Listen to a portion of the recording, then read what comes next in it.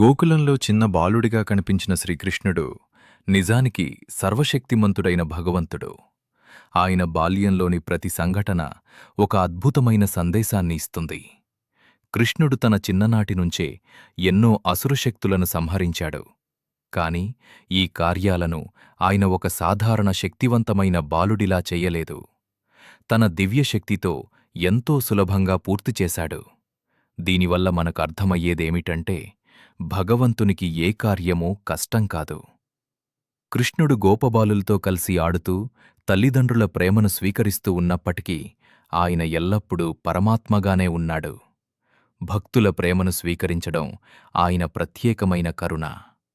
యశోదామాత కృష్ణుణ్ణి ఒక చిన్న పిల్లవాడిగా ప్రేమించింది. ఆమెకు కృష్ణుడు దేవుడు అనే భావన కంటే తన కుమారుడు అనే ప్రేమ ఎక్కువగా ఉండేది. భగవంతుడు తన భక్తుల ప్రేమకు ఎంత విలువ ఇస్తాడో ఈ లీలలు తెలియజేస్తాయి.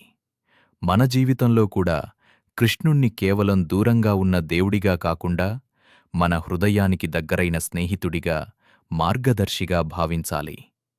శ్రీకృష్ణుని నామాన్ని జపించటం, ఆయన లీలలను వినడం, ఆయన బోధనలను ఆచరించటం ద్వారా మన మనస్సు ప్రశాంతంగా మారుతుంది. భౌతిక సమస్యల మధ్య కూడా భక్తి మనకు బలాన్ని ఇస్తుంది. కృష్ణుడు మనకు నేర్పే గొప్ప విషయం ఏమిటంటే నిజమైన ఆనందం భగవంతునితో సంబంధాన్ని పెంచుకోవడంలో ఉంది.